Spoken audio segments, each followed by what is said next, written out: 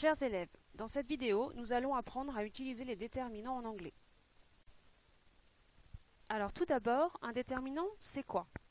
Un déterminant est un petit mot que l'on place devant un nom pour donner des précisions sur ce nom.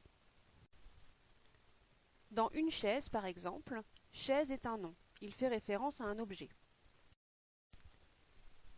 Une est le déterminant.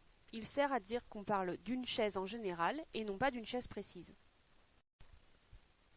Nous allons ici nous intéresser à deux types de déterminants, les déterminants indéfinis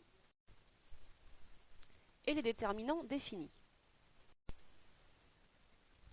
On appelle les déterminants indéfinis indefinite determiners en anglais. Ils correspondent en français à un, une ou des. En anglais, on utilisera le déterminant e ou un devant un nom singulier et le déterminant invisible devant un nom pluriel.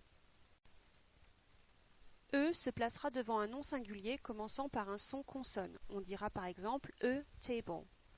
Alors que un se placera devant un nom singulier commençant par un son voyelle. On dira alors an agenda. Et pour le pluriel, on dira scissors sans déterminant.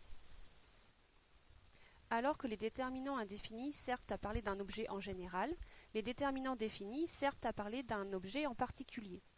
En français, ils correspondent à le, la ou les.